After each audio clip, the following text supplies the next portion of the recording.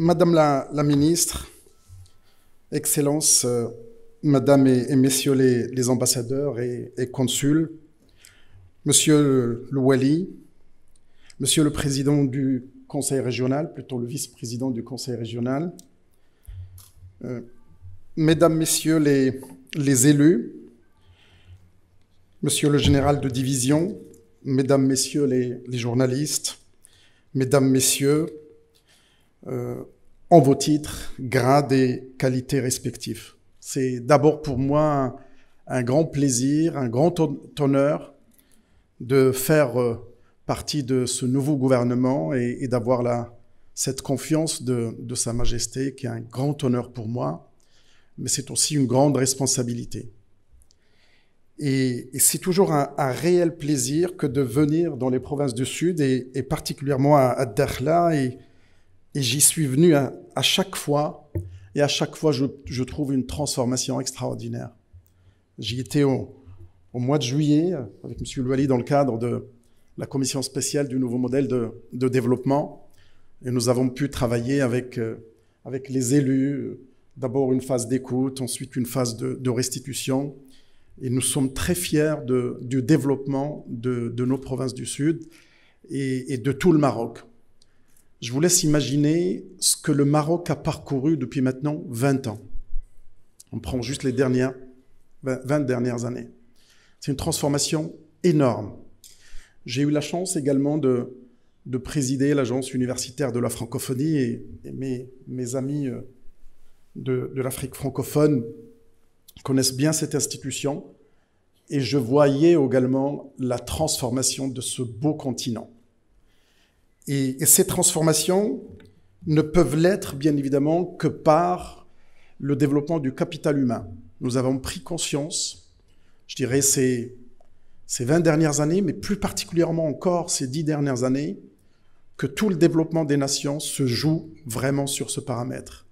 Et je pense qu'aujourd'hui, le Maroc, mais d'autres pays africains, mais le Maroc en particulier, doit son développement à cette qualité de ressources humaines qui mérite encore, bien évidemment, de faire encore des pas de géant. Et bien évidemment, nous n'avons pas de pétrole, pas de gaz, mais c'est sur les ressources humaines que tout se joue. Et bien évidemment, cette occasion du 66e anniversaire de la fête de l'indépendance est une belle occasion que de nouveau revisiter notre logiciel sur le plan de la formation des ressources humaines. Et je voudrais juste attirer votre attention à chaque fois que je m'exprime sur le sujet, juste que le smartphone que j'ai laissé sur la table, que vous avez entre les mains, ne date que de 2007. 2007. Et vous voyez ce qui s'est passé depuis. Une transformation colossale. Et je vous laisse imaginer juste la même période, ça veut dire d'ici 2030, d'ici 2035. Je vous laisse juste faire une projection, vous pouvez rêver de manière virtuelle et vous imaginez ce qui va se passer. Il nous arrive tous, mais je crois surtout si vous prenez un enfant d'1 an, vous lui donnez une photo papier, il essaie de la zoomer avec les mains, et il n'arrive pas, il commence à pleurer. Et vous voyez la dynamique de digitalisation, la dynamique dans laquelle nous sommes aujourd'hui. C'est un défi, ce sont de gros défis, mais en réalité, ce sont de vraies opportunités qui s'offrent à nous, parce que, en particulier l'Afrique, ou les pays du Sud en général, parce qu'aujourd'hui, nous avons toutes les cartes en main. Toutes les cartes en main, si nous prenons confiance en nous, pour qu'on puisse changer la donne. Et ça me rappelle, j'allais dire, les années 60 avec la Corée du Sud, si on regarde l'histoire, comment ça s'est passé. Et je pense qu'aujourd'hui, notre pays, sous le leadership et l'éclairage de Sa Majesté, qui, comme vous le savez, l'éducation, c'est la deuxième plus haute importance du pays après l'intégrité territoriale. Il y donne une importance importante et à juste titre, parce que c'est là que les choses vont se passer. Nous avions un système universitaire classique qui était, excusez-moi de le dire de manière vulgaire, qui était basé sur le gavage. Et qu'aujourd'hui, nous sommes dans une situation où les transformations, les transitions économiques, écologiques, digitales, je vous laisse imaginer toutes les transitions qui sont en train de s'opérer en même temps. Et c'est ce qui pose encore plus de difficultés que, bien évidemment, l'intérêt est d'avoir des jeunes qui soient des jeunes flexibles, résilients. Et je pense que cette pandémie nous a montré que la résilience est un paramètre essentiel et que nous ne formons pas nos enfants, nous ne formons pas notre jeunesse à la résilience. Et on a vu qu'il y a des jeunes qui se sont, j'allais dire, bien sortis, mais la plupart n'ont pas su réagir. Lorsque je dis les jeunes, mais les moins jeunes également, y compris ceux qui gouvernent. Et nous avons la chance, et vous avez vu que dans tous les pays du monde, on a commencé à parler de plus d'États. Et nous avons la chance d'avoir une monarchie, d'avoir un monarque qui finalement a géré cette pandémie de manière extraordinaire. Que cette résilience, elle était en nous et que nous avons su la passer, que bien évidemment ce n'est pas terminé, nous devons rester toujours vigilants. Mais pour revenir au cœur de mon intervention, c'est, j'allais dire, l'étudiant et la jeunesse est la clé de développement de chaque pays, de toutes les nations. Et cette jeunesse, elle se doit d'abord de faire les efforts qu'il faut, mais je crois à nous, société, à nous, décideurs, de pouvoir lui donner les moyens. Si vous regardez le développement de tous les grands pays qui font référence, que finalement, souvent quand on parle, nous Marocains, on se dit, regardez comment ces pays ont pu avancer. Je ne citerai que la Corée du Sud, bien évidemment, mais vous en connaissez d'autres. Ils se sont développés là où ils ont, j'allais dire, une gaussienne, une caractéristique de la jeunesse qui était en phase montante. C'est ce qui est le cas aujourd'hui. Et que tous les pays qui sont développés pendant cette partie, pendant cette période. Et aujourd'hui, notre pays se doit absolument de ne pas rater cette occasion parce qu'elle risque de rentrer dans la phase de stagnation en 2035. Et je pense qu'il faut qu'on arrive à profiter de cette situation. Et c'est pour ça que le nouveau modèle de développement s'est basé sur 2035 pour qu'il y ait un cap et pour qu'il y ait une vraie inflexion pour la formation qui vise la capacitation, l'autonomisation. Mais je préfère toujours le terme en arabe qui a une profondeur, tamkin. En anglais, l'empowerment, mais il peut être discuté. Mais en arabe, tamkin, c'est vraiment la profondeur du terme. Ça veut dire qu'on donne les clés, parce que souvent, si vous regardez toutes les nations qui ont essayé de donner la chance aux jeunes de familles modestes, on fait ce qu'on appelle la discrimination positive, et on a fait rentrer des jeunes à des établissements de prestige, comme on pourrait faire aujourd'hui chez nous, les faire entrer dans les écoles, dans les facultés de médecine, dans les écoles d'ingénieurs, mais on leur donne l'accès. Mais l'accès ne suffit pas.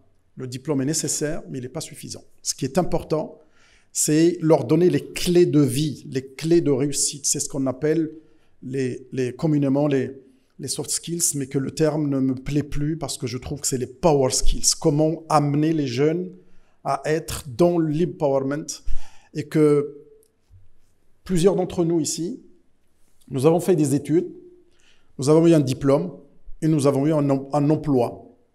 Et on est resté dans cet emploi pendant toute notre vie. Des fois, on a changé, 1-2 fois, on a changé de catégorie, on a changé éventuellement de métier. Mais 2-3 fois dans toute notre vie. Je parle des 50, 60 ans, même des 45 ans. Alors que les générations futures, ils vont changer 10 fois, 15 fois, 20 fois. Pire que ça, on leur demande de créer leur emploi. Et vous allez voir l'ubérisation des emplois qui est en train d'arriver. Je ne citerai que ça, mais je pourrais développer sur la télémédecine, je pourrais développer sur tous les métiers. Qu'aujourd'hui, les métiers, souvenez-vous, le métier de pharmacien va disparaître. dans les 10-15 ans, encore une fois, les ruptures technologiques, les ruptures scientifiques, personne ne les devine. Personne n'a vu venir l'iPhone ou l'iPad en 2007. Et j'aime bien raconter à tous mes collègues, présidents d'université, doyens, en tout cas tout le milieu universitaire, celui qui n'avance pas, il recule. Celui qui n'avance pas, il recule.